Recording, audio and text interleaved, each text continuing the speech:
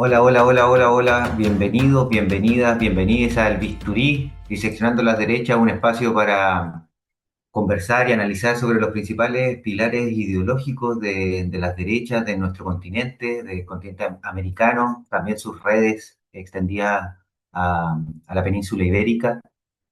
Como en tantos otros episodios, me acompaña aquí el compañero de Especímenes de la Reacción. Hola, Rulo, ¿cómo estáis? Hola, Aaron, muy bien. ¿Y tú? ¿Cómo andas? Bien, aquí comenzando el verano, empezaron las calores. Así que Mira me tú, corté el pelo. Sí, sí, ya estamos comenzando con la época estival. Y nada, aquí en el estudio de Radio Extramurs se siente un poquito. Oye, así que aprovecho igual de saludar ahí y agradecer a la gente de la cooperativa Colectic y de su radio Extramurs, aquí desde el Raval, quienes nos facilitan los estudios para hacer este tipo de grabaciones. Y bueno, también saludar y mandar un abrazo muy afectuoso a los compañeros y las compañeras de Radio La Raíz COP, del Bar La Raíz, aquí en Barcelona, en Nou de la Rambla. Eh, y también a las compañeras y los compañeros de Contrabanda FM. Estamos muy contentos porque desde hace poco estamos trabajando junto con ellos, una radio histórica de más de 35 años, haciendo contrainformación desde el dial, desde el análogo. Y actualmente tenemos ahí retransmisiones de Bisturí diseccionando las derechas los días miércoles a las 9:30 y los días viernes a las 11 de la noche. Así que ya sea con un café o con un copete, nos pueden escuchar en la 91.4 aquí en Barcelona. Así que nada, pues contento, contento con todo eso. felices de las redes nuevas. Sí, oye, y bueno, comencemos una semana bien ajetreada. Yo personalmente también he estado un poco como, no sé, bien afectado, tanto por mis afectos como personales como políticos con lo que está sucediendo en Cuba, como esta amenaza de agresión inminente por parte de los Estados Unidos. Hace poco Marco Rubio ahí también lanzó un comunicado, una conferencia de prensa directa al pueblo cubano y nada, no deja de molestarme, dolerme también la inacción del mundo frente a esta maquinaria de muerte que es Estados Unidos, pero también la hipocresía, como que uno de los países más solidarios del mundo actualmente está siendo amenazado y nadie hace nada. Me llena de rabia, me da un susto por la gente que quiero y que está en la isla, pero nada, como esperemos que sea un revés con V de victoria, como dicen los cubanos. Totalmente. Se ve una situación bastante compleja. Esperemos que tanto el pueblo como el gobierno cubano logren dar una vuelta, porque si no se va a ver una nueva masacre genocida de los Estados Unidos y del señor Trump. Y nada, bueno, ahí me parece que deberías también señalar el secuestro actual de la flotilla. Sí, Y porque al final es parte como de una misma política de asedio y de muerte lenta que están aplicando estas grandes bastiones de la reacción mundial como es Estados Unidos e Israel. Esta semana 428 personas fueron secuestradas por el Estado de Israel en aguas internacionales cercanas a Chipre. Formaban parte, como decías tú, de la Global Summit Flotilla, uno de los esfuerzos civiles humanitarios más grandes que ha habido en la historia en apoyo a Palestina, una Palestina que no solo están matando a través de bombardeos, sino que el Estado sionista de Israel está matando también a través del hambre, de la privación del agua, de la privación de medicamentos. Algo parecido también a lo que está haciendo Estados Unidos con la histórica isla de Cuba. Y bueno, esta flotilla que iba hacia Palestina para construir este corredor humanitario fue asaltada con métodos dignos del ejército sionista de Israel, pero también de los piratas. Fueron asaltados y actualmente estas 428 personas se encuentran detenidas, secuestradas, bajo tortura y malos tratos. Eh, y estas personas forman parte de más de 40 países que están presionando al Estado de Israel para su liberación, pero podemos ver como tristemente no ha habido efecto, por lo menos en estos primeros 3 días, Ha salido Italia, Francia, España, incluso España está solicitando disculpas públicas por parte del ministro de Defensa y de Guerra de Israel, pero los activistas y las activistas siguen presas en Israel. Se está solicitando por la parte de las facciones más reaccionarias del gobierno de Netanyahu que sean juzgados como terroristas y que por lo tanto cumplan prisión en el estado, en el falso Estado de Israel. Así que nada, una semana igual compleja en términos mundiales como en relación al poder que tienen estos seres bastante malvados. o divinos, como ellos dicen ser. Sí, igual en función de eso mismo, y ya entrando de lleno a lo que va a ser este capítulo, veníamos hablando un poco de la mitologización de la política, y claro, hoy queremos invitar a nuestro público, a nuestro amado y respetado público, a que hablemos sobre esta figura del Mesías, ¿no? Del líder Mm, mesiánico que mm, está apareciendo en este mundo en crisis, donde el capitalismo tardío ha generado una serie de privaciones en la sociedad, donde se ha aumentado la desigualdad, donde ha caído o se ha develado lo falso de la promesa de la movilidad social, y donde cuestiones que antes eran una certeza hoy son una incertidumbre. Cuestión que parece un paralelismo histórico a lo que fue el periodo de ascenso del antiguo fascismo o del fascismo histórico, y que hoy tiene un nuevo protagonista reaccionario, que es esta extrema derecha que ofrece respuestas simplonas, abusivas, excluyentes, pero respuestas que tristemente están siendo muy digeribles por parte de la sociedad, ya que van en la línea de este sentido común que ha instalado el neoliberalismo a partir de su instalación en los años 80. mm, En el fondo nos encontramos con cuestiones como la resolución de problemas versus una democracia deliberativa, donde la democracia parece ineficiente, la eficacia como valor en detrimento de la participación, la economía como algo realmente llevado a situaciones como extremas o alzada frente a los derechos y el bienestar en general. Y desde ahí también aparece esta figura del líder único versus la democracia, lo que da cuenta de una debilidad de las izquierdas para poder responder a esto, y que también nos encontramos ante un nuevo fenómeno. Uno de mm, ellos, y quizás por eso vamos a comenzar con él, es el caso de Nayib Bukele, el presidente de El Salvador, quien se ha erigido como un líder mesiánico, bueno, él desde el año 2019 que es presidente, y aborda este tema, estas cuestiones como la crisis de Occidente, planteándonos su solución, una solución que como podemos ver va muy en la línea de la internacional reaccionaria. Así que te invito a escuchar un pequeño corte de uno de esos discursos en relación a este momento histórico que habitamos, a esta crisis que estamos viviendo y las soluciones que este reaccionario propone.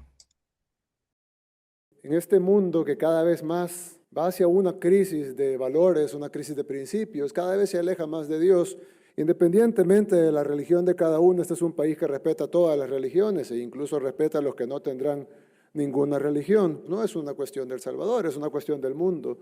De hecho, pudiéramos decir que en El Salvador no pasa tanto como pasa en otras partes del mundo.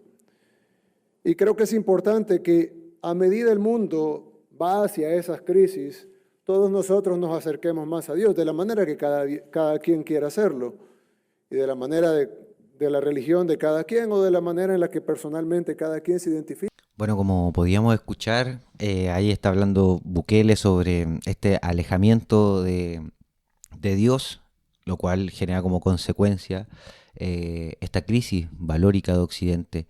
Entonces, para comenzar y darte la palabra, quería como pie forzado ahí preguntarte cómo se vincula esta existencia de liderazgos fuertes, poco democráticos, bueno, autoritarios en definitiva, con la teología política de las extremas derechas de nuestro continente. Quería traer a colación el mismo comentario que habíamos hecho el episodio anterior respecto a Marx y Satán, ¿no? Recuerda el glorioso audio de Milei, donde trabaja él ese satanismo o ese demonización del enemigo, ¿no? Que tiene relación directa con lo que está conversando o presentando aquí Bukele en este pequeño corte, donde señala finalmente que la salvación finalmente es acercarse a Dios. Y ahí él es explícito diciendo, bueno, no importa cómo tú definas tu Dios, lo importante es que te acerques a Él, ¿no? Y ahí, bueno, llama a las distintas religiones a acercarse a este creador, ¿no? Muy en la línea de mi ley, de decir, bueno, ok, no es necesariamente un Dios como del Antiguo Testamento o un Dios como el del Nuevo Testamento, sino que estos dioses variados, lo relevante es que se compongan como únicos.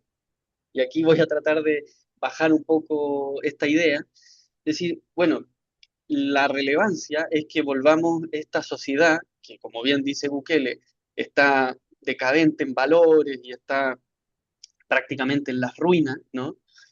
Hacia este orden divino y hacia este creador, que vendría siendo una especie de glorificación de la trascendencia, ¿no?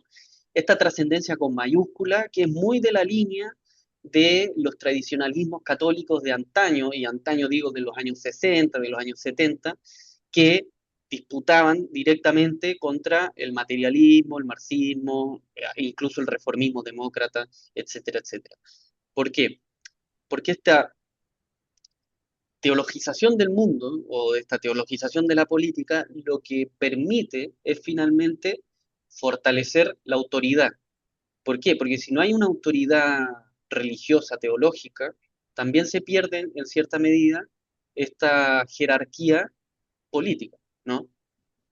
Y ahí podemos ir hasta las monarquías absolutas, donde supuestamente el rey era el dios en la tierra y el papa era Dios prácticamente, ¿no? Pero yendo a esa analogía, lo que están tratando de hacer este tipo de discursos como el de Bukele es decir, bueno, todo el mundo tiene que volver a creer y ese volver a creer Mm. en la religión y el Dios que sea es finalmente entregar esa, entre comillas, muy entre comillas, elección personal o decisión personal o representación hacia esto que está ya decidido, que vendría siendo Dios y la iglesia X o Y, ¿no? ¿Y eso qué permite? Que finalmente confiar ah, eh, en este caso, presidente casi dictador, y en esta autoridad fuerte, ¿no? Es decir, bueno, eh, y aquí voy a hacer el ejemplo más nítido. Yo rezo, yo no rezo, pero bueno, la gente que reza pide cosas, ¿no? Esperando que Dios cumpla o con la esperanza de que Dios haga ciertas cosas que supuestamente nos veríamos imposibilitados e imposibilitadas de realizar, ¿ya?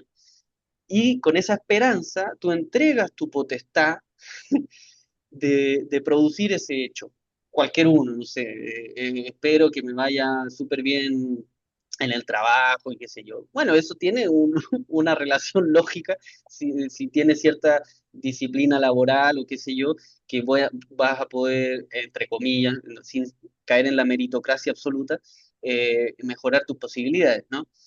En cambio, esperar y rezar por un súper no sé qué de trabajo implica entregar esa decisión y ese camino a algo que no tiene relación absoluta con lo que estás viviendo.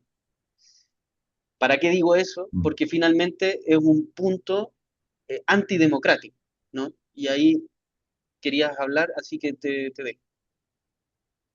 Sí, que un poco en relación a lo que decía ahí antes. Bueno, yo estuve ¿Mm? buscando harto material sobre Bukele y hay una entrevista que hace con Carlson Tucker, que es ¿Mm? un periodista de la Fox, así como muy importante en, en el ascenso político de, de Donald Trump, donde este tipo lo que plantea Bukele en el fondo es que, bueno, por una parte establecer la democracia norteamericana, entre comillas, muy entre comillas, para quienes no me están viendo los dedos, la democracia norteamericana como el ideal democrático. aun cuando conocemos evidentemente las fallas que tiene esa democracia. Una democracia bipartidista, sumamente enrevesada en relación a quienes finalmente ganan o no las distintas elecciones, con un poder de la maquinaria mediática y financiera que está por sobre el voto popular, etcétera. Pese a todas esas críticas, él establece que es finalmente Estados Unidos el faro democrático del mundo. Y por otra parte, plantea algo que me llamaba mucho la atención, que es que, bueno, cuando le preguntaban sobre la democracia y todo, él decía, bueno, que hay que privilegiar la eficiencia, porque los políticos y el sistema democrático lo que está diseñado para que los políticos quieran complacer a la gente incluso al costo de ir contra los propios intereses nacionales. Es decir, él decía, si yo tengo las arcas fiscales sanas, lo que, lo que te impulsa la democracia es para que a mí me elijas, entonces yo me voy a gastar esa plata. Entonces, como que hay en el fondo, la democracia que conocemos, la democracia liberal, tiene una perversión en su base y que es una perversión que él está intentando como superar a través de su figura y de lo que él ha venido denominando el último tiempo, sobre todo el último año, a partir de su arrasadora victoria electoral, que es la idea de construir el partido único, un partido único en una democracia liberal. Bueno, eso quería aportar en relación a esta idea de Bukele y la democracia. Me parece excelente porque, claro, eso me trae, bueno, como tú me has convidado a traer algunas referencias y algunos textos y cosas. Por ejemplo, cuando Carl Schmitt habla del soberano, el soberano es la persona que decide, ¿no? El líder que decide. Y este afán por un liderazgo fuerte o incluso mesiánico, ¿no? Que se compone con eso, va finalmente a superar las discusiones de lo que en la época de Schmitt era el parlamentarismo europeo o alemán en particular, por un gran líder. Eso que permitió, bueno, que surgiera un Hitlercito, ¿no? Y esto es finalmente algo que tú has trabajado con Dariela también en el otro programa al otro lado, pero el hecho de construir una figura como Kast, que es prácticamente un salvador, ¿no? De esta supercrisis supuesta, y eso hace que en lo efectivo tenga que volverse cada vez un programa más autoritario, ¿no? Bukele, por ejemplo, que dice, bueno, ¿cómo vamos a salvar a El Salvador? Valga la redundancia del nombre, Sí, ¿no? Eh, bueno, con este gran Salvador, y yo me quedé pensando en ese juego de palabras, claro, que El Salvador, como nombre de país, tiene este Mesías que vendría siendo nuevamente el Salvador del Salvador, y eso hace, creo yo, bueno, además del chiste, de esa comparación de concepto, pero este liderazgo fuerte implica necesariamente que la autoridad sea prácticamente absoluta y finalmente esa decadencia de los valores solo va a ser superada por este autoritarismo extremo que El Salvador tiene de los últimos 7 años prácticamente con este gobierno de Bukele, ¿no? ¿Qué quiero decir con eso? Que finalmente esta teología política, como función teórica, lo que va a hacer es enaltecer a Dios, ¿no? Que es como el discurso pequeño corte que escuchamos. No importa cuál, lo importante es tú entregar tu representatividad y tu posibilidad de accionar a un ser supremo, que en términos políticos es lo que Smith va a decir, bueno, el soberano es quien decide, ¿no? Que en claro. ciertos momentos fue el Papa, en otros momentos el monarca absoluto, hoy Bukele en el caso del Salvador. Entonces, tratar de superar las discusiones horizontales a distintos niveles, ¿no? Pero, ¿por qué? Porque eso vendría siendo el fracaso, según este autoritarismo o estas visiones autoritarias, de la democracia liberal, ¿no? Es cuando ya se conversa todo. Entonces, vamos a hacer una ley. Bueno, vamos a conversar en la comisión X sobre la ley y los puntos de la ley. Entonces, vamos a hacer otra comisión para conversar otros puntos de la ley, etcétera, etcétera. Y nadie decide. Eso es la crítica, y esa crítica, por derecha, viene por este autoritarismo con una autoridad mesiánica. Es decir, bueno, nadie está haciendo nada, El Salvador está colapsado de las bandas criminales y por lo tanto alguien tiene que decidir. Y esa decisión viene siendo dada en gran medida por este gobierno autoritario de Bukele. No sé si se comprende más o menos la comparación. Sí, igual es bastante como Bukele, yo siento que tiene también una representación, es como una gran mezcla de dos Mm, cuestiones fundamentales. Por una parte, está como conservadurismo religioso, mm, este fervor religioso. Él es muy creyente, hay imágenes de él llorando mientras reza en el Parlamento. Un día domingo fue con militares a ocupar el Parlamento y tocó el gong de inicio de sesión, pero como era domingo, no había parlamentario, por lo tanto no había quórum, pero fue como una advertencia para decir, oye, aquí me tienen que implementar, o sea, aprobar una mega reforma en relación al plan de seguridad que desarrolló desde su primer año de mandato y, y al salir del Parlamento, él señala bueno, que no sesionaron, pero que él pudo rezar, habló con Dios y Dios le dijo, vas bien hermano, sigue por ese camino. Y entonces como vemos como por una parte mezcla este fervor religioso, muy propio también de nuestra cultura latinoamericana, en esta búsqueda de esperanza, de esta búsqueda quizás de alguna certeza, la religión está muy presente en nuestra cultura pero por otra parte también mezcla todo esto, o sea, tiene valores muy neoliberales, como muy millennial, bueno, es relativamente joven. Recuerdo que la primera vez que fue a la ONU se sacó una selfie en el podio de la ONU y de hecho lo sancionaron porque eso no se podía hacer, se subió con jockey, ¿cachai? Es empresario, ha promovido el desarrollo económico a través de los bitcoins, no le ha funcionado, pero no importa porque es un emprendedor. Entonces como que al final él va jugando con estas dos cuestiones, como por una parte como el iluminado, bendecido por la mano de Dios, y por otra parte un joven que está cansado, digamos, del juego bipartidista que existía en su país y que por lo tanto ante esa inacción como digamos de la dinámica democrática, él toma resoluciones que son autoritarias pero que podrían convertirse en más eficientes. Esto que tiene un poco ese juego. Bueno, Nayib Bukele comenzó como alcalde en una pequeña ciudad de El Salvador y desde el año 2019 que es presidente, ya va en su segundo mandato, pese a que constitucionalmente no se permitía esta reelección, hizo ahí una relectura conveniente de la Constitución y pudo presentarse en las segundas votaciones sacó un elevadísimo porcentaje de votos, más del 85% de los votos y controla absolutamente ambas cámaras, o sea, como el poder parlamentario. Desde el año 2019, cuando él asumió bajo la promesa de mejorar la seguridad en uno de los países más afectados por la criminalidad de banda organizada y militarizó las calles a través de su plan de recuperación territorial y desde el año 2022 mantiene un régimen de excepción que sigue vigente. A esta altura yo creo que ese régimen de excepción ya es el orden bajo el cual actúa Bukele.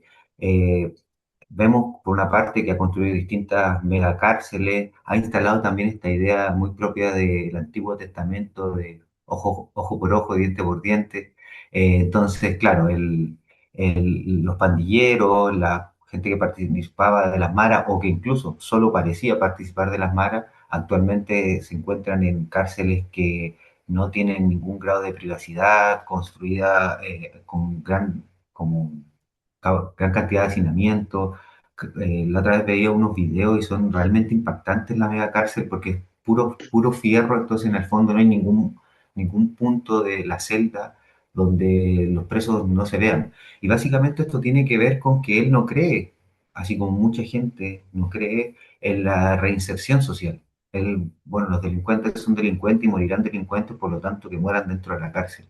Eso ha llevado a que muchas organizaciones de derechos humanos estén documentando desde hace muchos años detenciones arbitrarias, que existen niños y niñas que están presas por adultos, muchas muertes bajo la custodia del Estado. Actualmente una de las organizaciones de derechos humanos más fuertes de El Salvador son de madres de hijos desaparecidos que piensan que están en las cárceles, pero que no saben si están en las cárceles.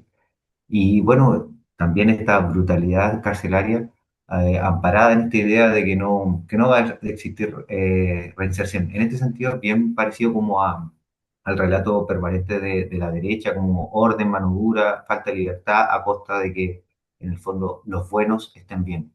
Pero claro, una cosa es lo que mencionabas tú, ¿no? Como igual hay que hacer, nos tenemos que hacer cargo desde la perspectiva crítica de este tipo de liderazgo, es que Nayib Bukele finalmente se hizo cargo de un problema, que era la falta de seguridad, de una manera autoritaria, pero sí se hizo cargo, cuestión que el sistema en su conjunto, con esta deliberación más horizontal que mencionabas tú, no había hecho.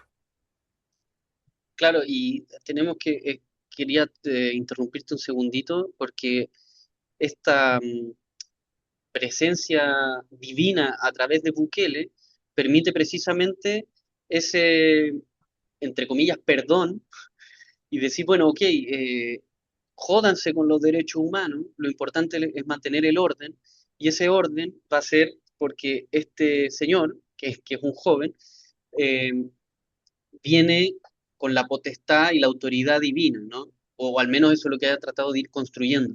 Y ahí hay un punto que yo creo que no quería dejarlo pasar, que es ese hecho de que él habla directamente con Dios prácticamente, ¿no? Entonces, que es una cosa más Sí, bien evangélica, ¿no?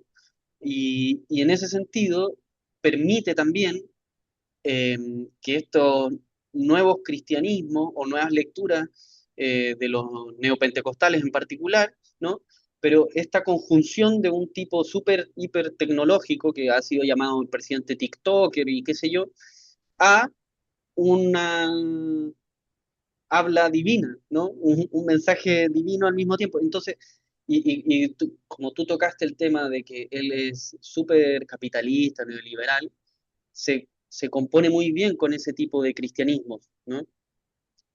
Y ahí el punto central que yo quería nombrar antes de que pasara mucho la palabra era, bueno, los evangélicos o los neopentecostales y estas nuevas lecturas protestantes entraron principalmente en América Latina durante los años 70 en adelante, ¿no? ¿Por qué? Porque precisamente los católicos fueron más bien reformados a través de las teologías de la liberación.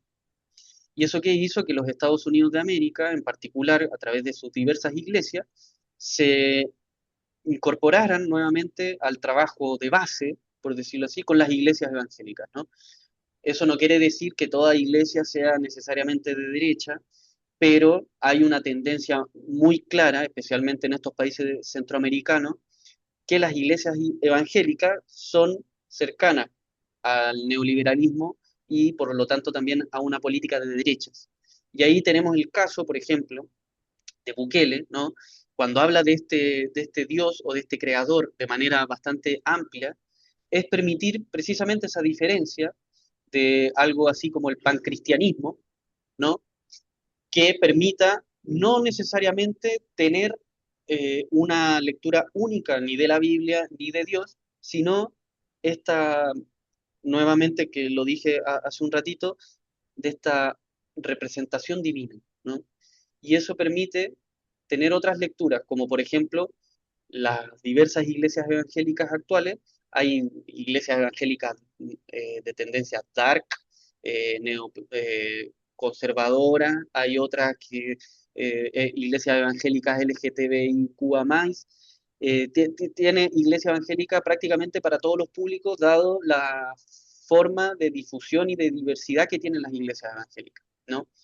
Y eso permite que gente joven con celular y jockey, como Bukele y adicta a los bitcoins, tengan una lectura evangélica o neopentecostal también.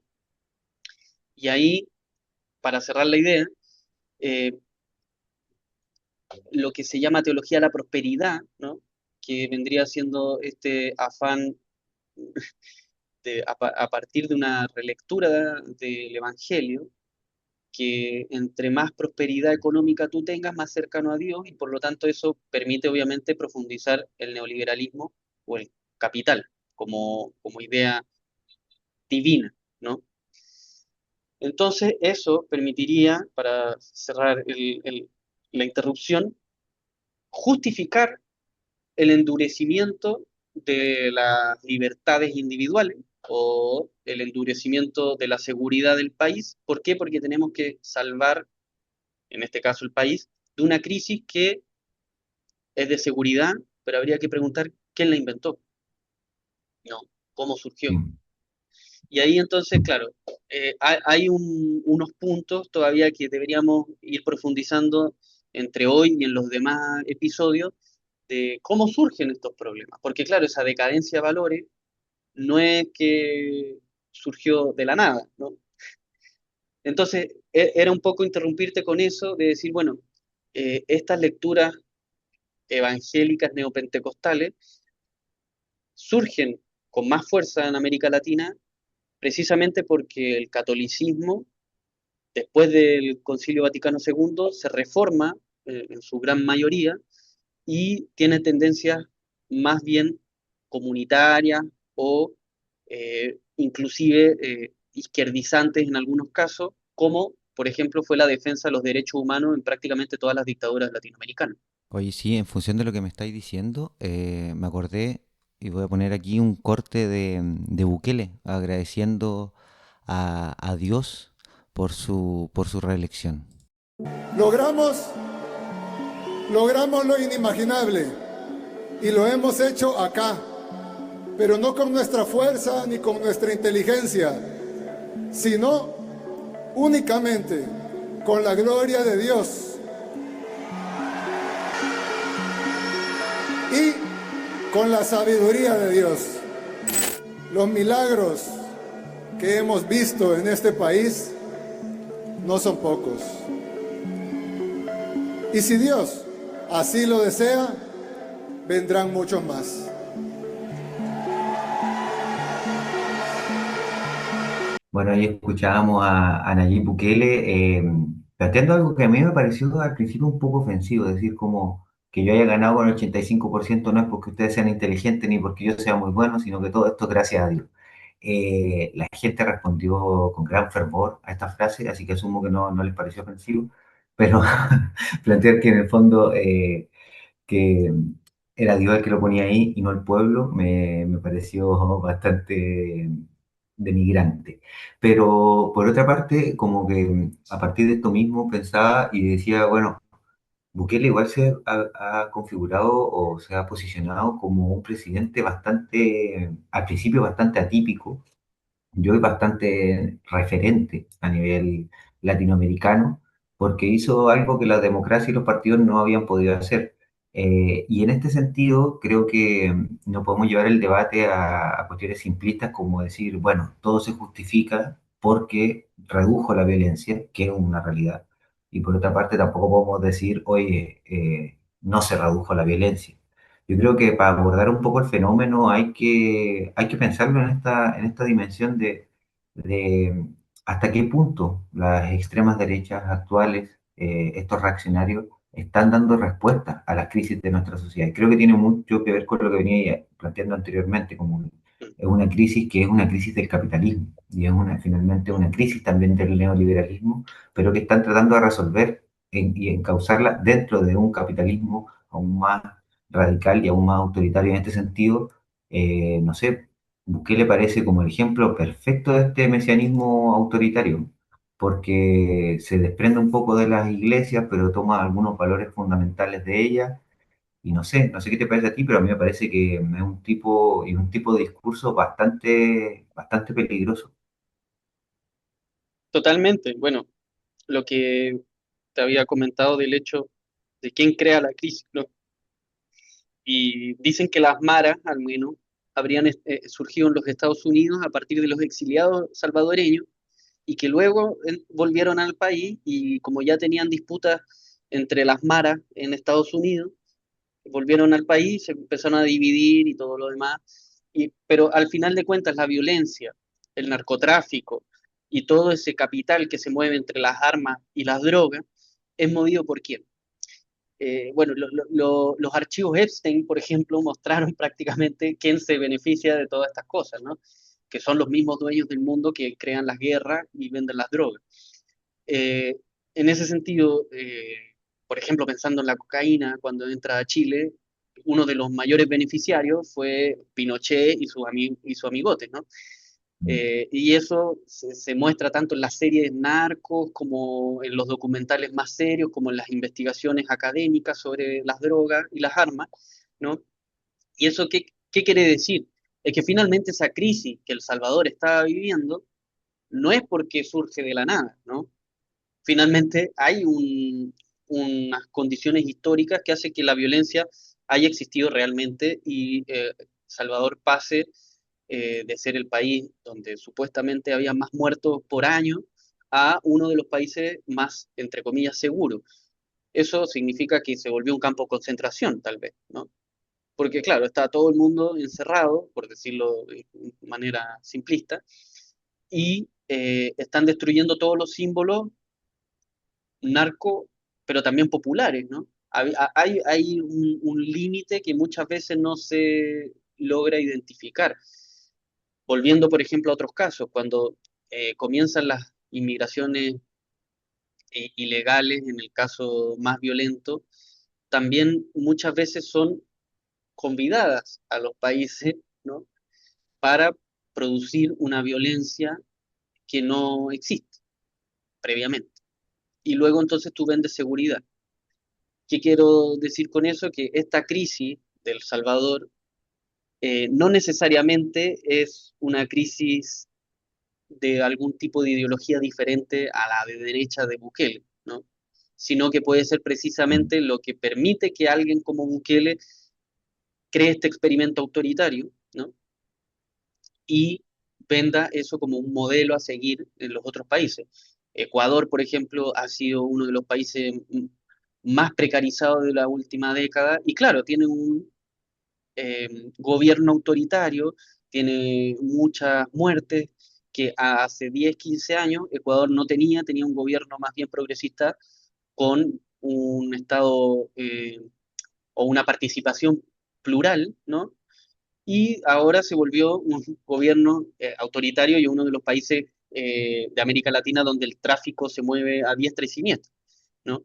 Bueno, Mm. y Chile va por ahí y así podemos Sí. seguir.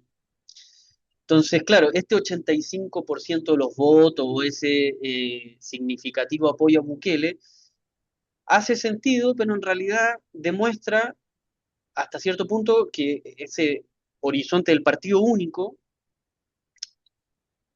es producido previamente, ¿no? Porque claro, el Sí. Mesías viene a salvarte de algo que se supone que nadie más va a poder lograrlo.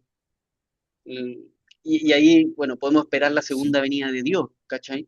Eh, pero claro, Igual ese habla mes mucho también de nuestras debilidades. Como que yo creo total. que también es algo de lo que hay que asumir, como la debilidad que tenemos desde proyectos transformadores de izquierda, de dar solución y propuestas de solución definitivas y en otras claves a este tipo de cuestiones. Y no simplemente como sacarnos, como sacar el culo a la jeringa al final. Como Ujú, que creo que igual ahí hay como una tarea pendiente. Yo recomiendo una serie un documental sonoro hecho por Radio Ambulante, que se llama El Señor de los Sueños, que revisa justamente la trayectoria política de Nayib Bukele y su ascenso al poder en El Salvador con las consecuentes censuras, persecuciones. Una de las como fuentes clave de esta investigación periodística es justamente una periodista que se tiene que eh, exiliar en México por las persecuciones de este Señor de los Sueños. Y traigo esto a colación porque yo después de ser muy seguidor de la serie, participé de unos foros que estuvieron haciendo desde Radio Ambulante, que es una radio, bueno, viene de la radio pública de Nueva York, la NPR, lo mismo que hacen el Tiny Desk, y que mm, están siempre pidiendo platita porque no tienen subvenciones públicas. Bueno, mm, Estados Unidos. Entonces hicieron una serie de foros donde comentaban cómo habían hecho esta investigación. Y traigo esta colación porque participó una compañera de El Salvador y puso algo sobre la mesa que me parece que también es muy contingente y de hecho no está ni en la pauta, pero se me ocurrió ahora, que es que ella decía, loco, yo soy de izquierda y después de ver este documental, o sea, de escuchar este documental, con todos sus capítulos, creo que son 10 capítulos, también quedé horrorizada con el tipo de liderazgo que se está construyendo en mi país. Pero igual yo ahora puedo salir a comprar el día sábado a las 6 de la tarde, puedo ir a comprar al supermercado, cosa que hace 5 años yo no podía hacer.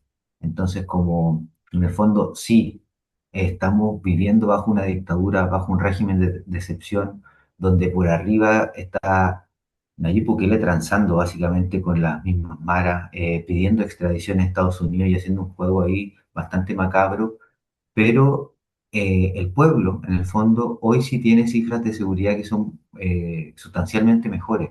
Y ella lo ponía en cuestión, como que decía, yo no voto, o sea, después de escuchar esto, yo no votaría por Bukele. El problema es que el único que parece que se está haciendo cargo de este asunto es él. Y eso en alguna medida creo que es súper peligroso en términos de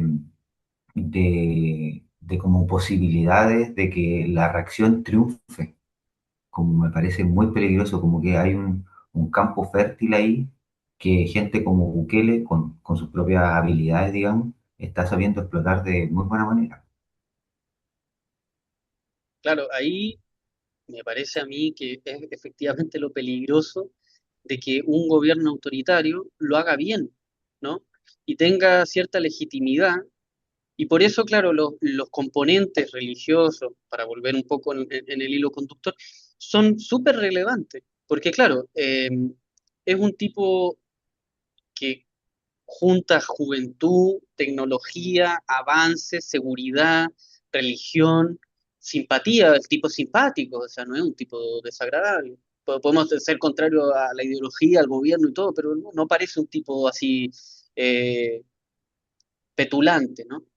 Bueno, todo eso hace que sea un personaje casi perfecto de salvación, ¿no? Y claro, y más allá si tranza o no con las maras, bueno, como tú bien traías la experiencia de la compañera, bueno, pero ahora puedo salir a comprar pan y no me van a cobrar peaje para pasar por la calle. Y claro, eso nadie puede estar en contra de eso.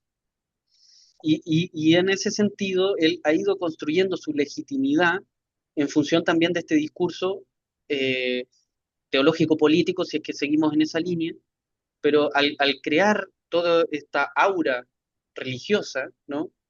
Él también se crea una legitimidad política.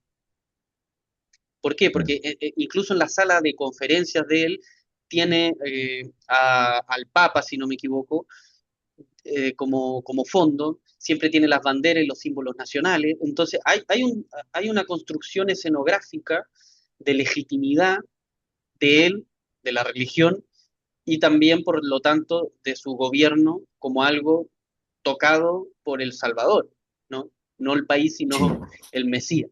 Entonces, claro, hay una bajada de ese discurso que voy a leerte una pequeña referencia, pero que es teológica para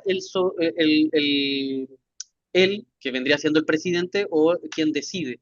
Y aquí te voy a traer una de las citas que te había señalado la otra vez sobre Carl Schmitt, donde él dice, bueno, que los conceptos centrales del Estado son conceptos teológicos secularizados, y luego dice, en cuanto, eh, bueno, lo cual es cierto no solo por razón de su evolución histórica en cuanto fueron transferidos de la teología a la teoría del Estado, convirtiéndose, por ejemplo, el Dios omnipotente en el legislador todopoderoso, sino también por razón de su estructura sistemática, perdón, cuyo conocimiento es imprescindible para la consideración sociológica de estos conceptos. Ya, olvidemos eso. Y la frase final que yo quería traer es, el estado de excepción tiene en la jurisprudencia análoga significación que el milagro en la teología.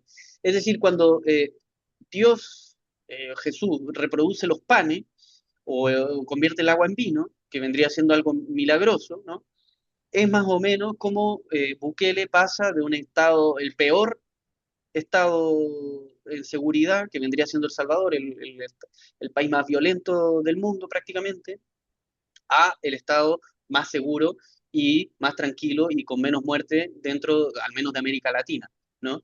Entonces, eso lo convierte en El Salvador, a él, ¿no? No al país.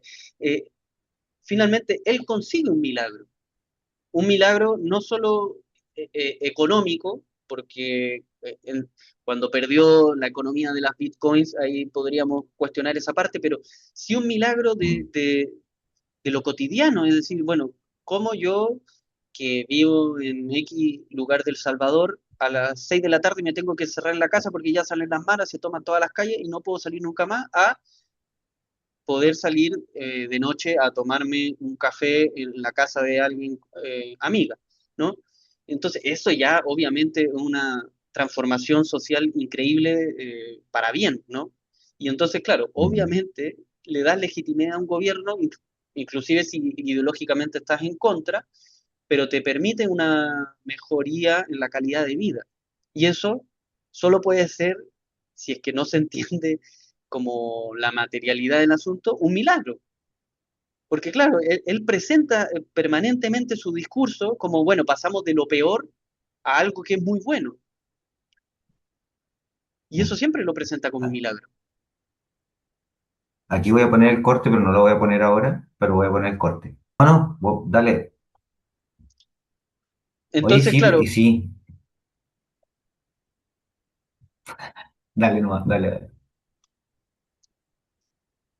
no, que tomando la idea de milagro de Bukele, él presenta, por ejemplo, esta sucesión de consecuencias políticas, pero se olvida de esta parte de la legitimidad política, ¿no?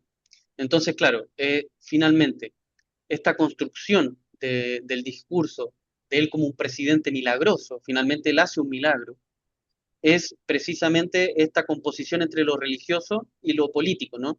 En lo político es lo autoritario y en lo religioso se aumenta el orden divino, ¿no? Que fue el primero de los cortes que escuchamos. Es decir, bueno, nosotros tenemos que entregarnos a Dios.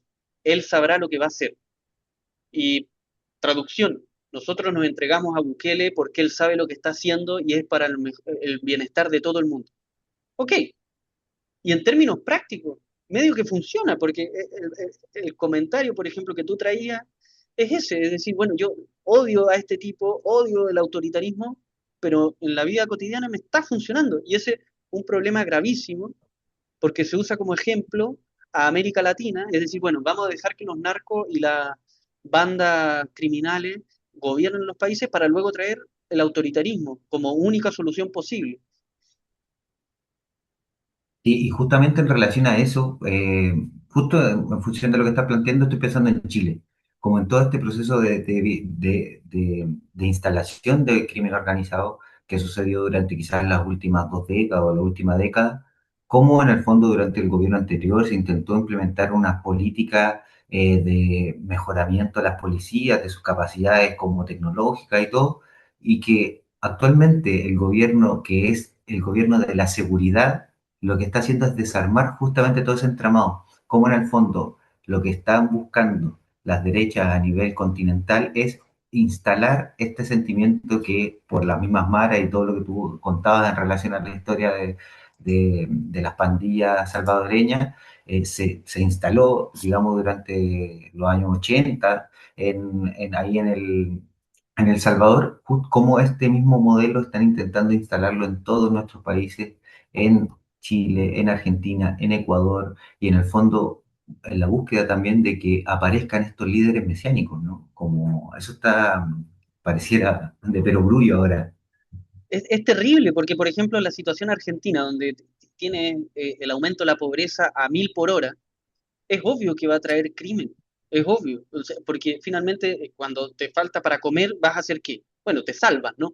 Entonces, claro, eso va a aumentar necesariamente la violencia, como ha aumentado en lo que lleva del desgobierno de Milei, y eso va a ser también CAS, ¿no?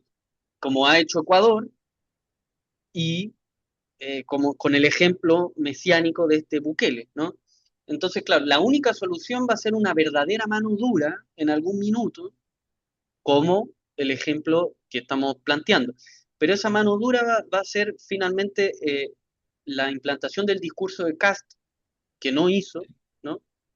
Pero el verdadero autoritarismo, que al menos en estos 2 meses y algo, no ha implementado, ¿no? No te digo que de aquí a 1 o 2 años no lo haga, si es que el gobierno sigue en pie. Está sembrando la inseguridad, la sensación de inseguridad, la sensación de incapacidad para poder finalmente instalar a este líder todopoderoso, dictador, y que además tiene otro componente ahora pensando como que al final, cuando está en esa situación de inseguridad Ujú, en relación a la propia subsistencia y inseguridad en términos de delito, pero esa inseguridad que está acarreando la derecha a nuestros pueblos, en el fondo te lleva a volcarte sobre lo cotidiano.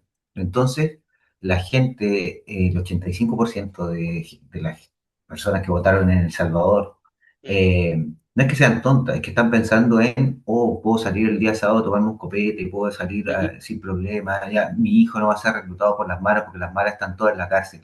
Pero el plan de seguridad de Nayib Bukele es insostenible económicamente y la única manera de sostenerlo es a través de los acuerdos que ha llegado con Donald Trump, convirtiéndose finalmente en el Estado gendarme.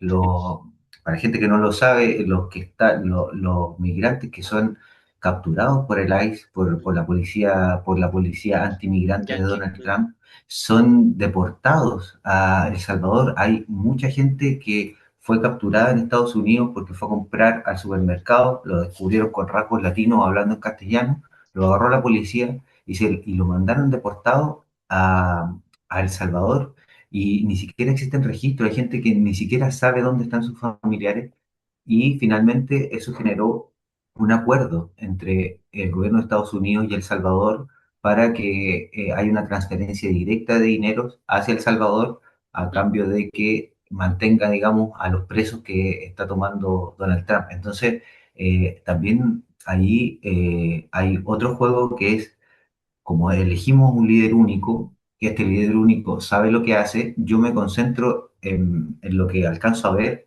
pero finalmente por detrás o más lejos están sucediendo juegos geopolíticos que son sumamente relevantes y que van en función de los intereses del imperio de nuestro continente. Y ahí está una cosa súper complicada, porque pensando en los fascismos históricos, Mussolini, Hitler, Franco y todos los demás que estaban en Europa Occidental, bueno, surgen precisamente cuando está la crisis absoluta, la gente está volviendo de la Primera Guerra llamada mundial, ¿no? Hay hambre, hay desempleo y hay que confiar, ¿no? Finalmente confían en este Mesías que se vende como mesiánico, cualquiera de esos que nombré, y el autoritarismo se permite. O sea, porque claro, tú estás confiando en que el país se va a desarrollar, que tu nación va a mejorar, que no sé qué, ahora hay un poco de empleo, ahora hay un poco no sé qué. Y claro, ¿cuál es la alternativa? Porque ese finalmente que fue el problema que planteaste, bueno, y nuestras propias fuerzas, ¿no? Eh, la izquierda o las izquierdas se vuelven hasta cierto punto conservadoras porque tienen que defender los avances que hemos ido haciendo paulatinamente y ahí entonces llega una crisis un poco fuerte, económica del 2008, por ejemplo, y de ahí en adelante la crisis geopolítica y política de los distintos países. ¿Y la respuesta es cuál?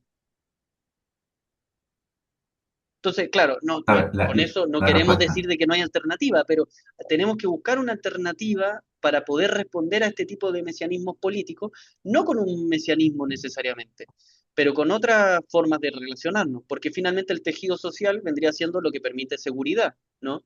Si no hay tejido Mm. social, no hay seguridad en los barrios, en las poblaciones, en los lugares distintos que habitan América Latina, ¿no?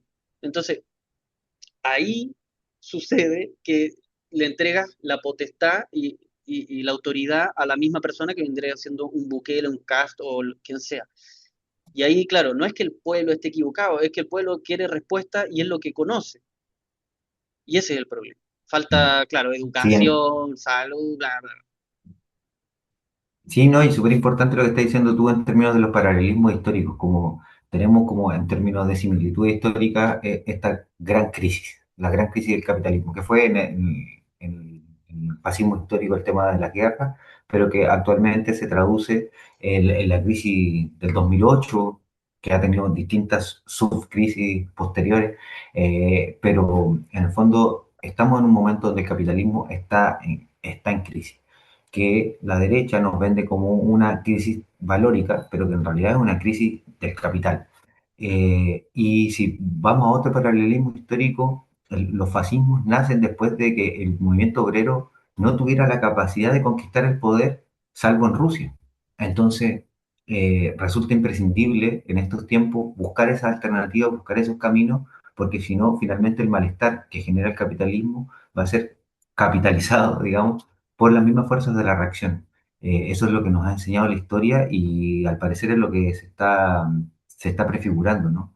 Al final, finalmente, todo esto, Bukele aparece en este contexto, según él, a través de un milagro o de varios milagros, ha logrado dar solución a las problemáticas, pero vemos cómo las derechas a escala mundial están tratando de también instalar un escenario similar para poder elegir a sus propios mesías, donde la religión ahí resulta gravitante también, muy propia de nuestro folclore, de nuestra Es que cultura. tiene la base doctrinaria de, bueno, de la colonia y de ahí en adelante, de entregar, ¿no? De decir, bueno, la misma democracia representativa tiene también un poco eso, ¿no? De, bueno, voy a votar por X persona, esa me va a representar y que haga lo mejor posible, yo me dedico a mis cosas y después nos juntamos en 4 años más con el próximo voto y la próxima Mm, campaña. Entonces, claro, es un poco analógico, no es que sea igual, pero se parece. Entonces yo creo que es importante que sigamos profundizando en este retorno teológico político dentro del mundo occidental al menos. Y ahí, claro, tú me habías dicho de tratar de traer alguna bibliografía a veces, entonces yo voy a recomendar un texto pequeño que se llama precisamente de esa manera, El retorno a lo teológico político, que se encuentra en internet, de Marilena Chagüí, que es una de las filósofas más importantes de América Latina, ¿no? Y que lo vamos a tener también en la carpeta que vamos a ir armando durante la temporada, pero les convidamos a leer porque eso permite ver también cómo esta respuesta fundamentalista de las religiones vuelve también en estos momentos, ¿no? Es decir, bueno, no hay respuesta porque los movimientos sociales, entre comillas, muy entre comillas, fracasan, ¿no? Es decir, no sé, en Chile la constitución perdió, bueno, entonces no hay otra alternativa que el autoritarismo del Partido Republicano. Y lo que puede haber pasado hace 100 años se está medio que repitiendo con decir, bueno, entonces necesitamos un Mesías que nos ayude. mm. Sí, po. Sí, por eso es importante hacer una lectura crítica de esto que se está haciendo y buscar alternativas. Esperemos que las alternativas las encontremos en la comunidad y también en la transformación radical de nuestras sociedades, porque si no, estamos súper encaminados hacia nuevos fascismos, hacia esta extrema derecha ya con capacidad de guerra, y que como vemos, cuando tiene la capacidad de guerra, la ejecuta en Palestina, la ejecuta en Siria, la ejecuta en Irán, la ejecuta en Cuba. Así que es momento de parar la mano y también de eso, de construir esas alternativas. Bueno, nos vemos en el próximo capítulo, nos escuchamos quienes nos escuchan y nos vemos quienes nos ven. Les mando muchos cariños y esperamos seguir desilvanando esta teología política de la reacción. Un Sí, abrazo y y siempre un gusto tenerte como sí, compañero de conversa. igualmente. Oye, igualmente, y para quienes están escuchando esto a través de la radio Contrabanda y también a través de Evox, aquí va a quedar al Santo Padre de la Gran Violeta Parra. Un Eso. abrazo. Chao, chao.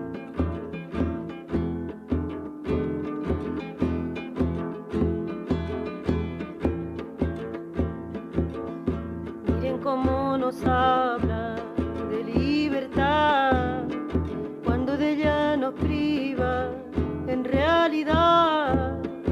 Miren cómo pregonan tranquilidad, cuando nos atormenta la autoridad. ¿Qué dirá el Santo Padre que vive en Roma, que le están degollando y a sus palomas?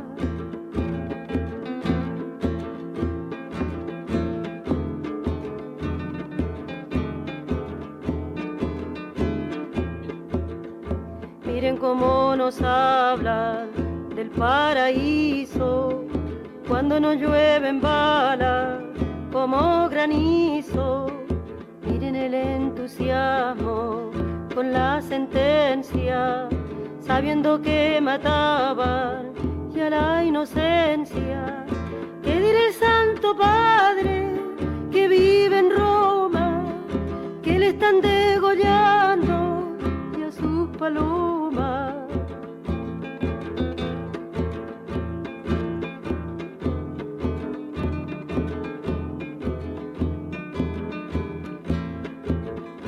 El que oficia la muerte como un verdugo, tranquilo está tomando su desayuno. Lindo se dará el trigo por lo sembrado, regado con tu sangre, Julián Grimao. ¿Qué dirá el Santo Padre que vive en Roma, que le están degollando y a sus palomas?